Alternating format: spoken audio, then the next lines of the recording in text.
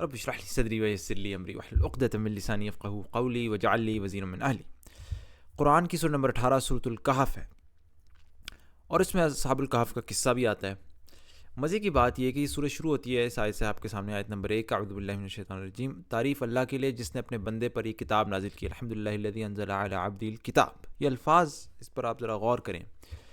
پہلی آیت میں۔ پھر آیت نمبر 9 سے ان کا قصہ شروع ہوتا ہے اصحاب الکہف کا۔ کیا تم سمجھتے ہو کہ غار اور قطبے والے ہماری کوئی بڑی عجیب نشانیوں میں سے تھے جب وہ چند نوجوان غار میں پناہ گزین ہوئے؟ قصہ چلتا ہے، اور پھر اس کا پھر جو آخری ذکر ہے وہ جا کے آیت نمبر 26 میں ہوتا ہے، تم کہو اللہ ان کے قیام کی مدت زیادہ جانتا ہے، یہ آخری ان کا ذکر۔ اس کے بعد آیت نمبر 27 میں، اگلی آیت میں اللہ سبحانہ وتعالیٰ فرماتے ہیں، اے نبی صلی اللہ علیہ وسلم وَاتْلُ مَا أُوحِیَ إِلَیْکَ مِن کِتَابِ رَبِّکَ، اے نبی صلی اللہ علیہ وسلم تمہارے رب کی کتاب میں سے جو کچھ تم پر وحی کیا گیا ہے اسے جوں کا توں سنا دو۔ اب اس ترتیب میں اور اس کے ذکر میں آپ کے سامنے یہ رکھنا چاہتا ہوں بڑی مزیدار بات، کہ آپ کو پتہ ہے نبی صلی اللہ علیہ وسلم کا جو پہلی وحی یعنی قرآن کی جو پہلی آیات اتری،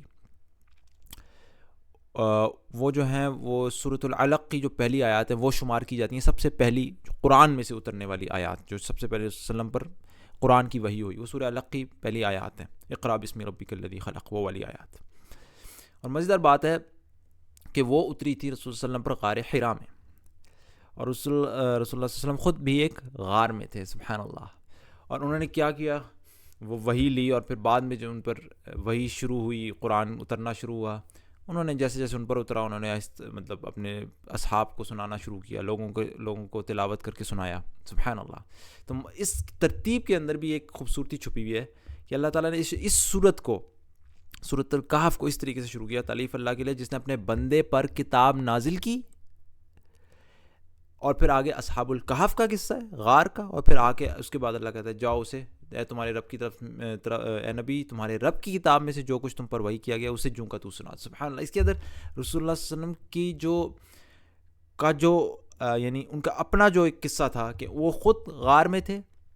اللہ تعالیٰ نے ان پر قرآن اتارا، اور پھر انہوں نے جا کے لوگوں کو سنایا، سبحان اللہ۔ اس کے ساتھ مطابقت بنتی ہے سورت کا، خاص طور پہ جو سٹارٹ ہے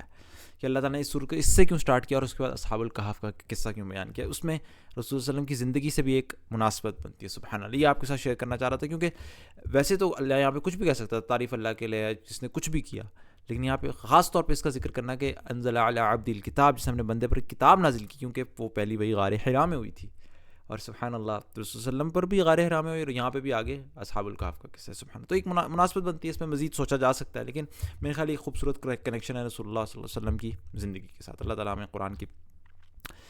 مزید گہرائی کو سمجھنے کی، اس پر عمل کرنے کی توفیق عطا فرمائے۔ سبحانک اللہم و بحمدک، اشہد ان لا الہ الا انت، استغفرک و اتوب الیک۔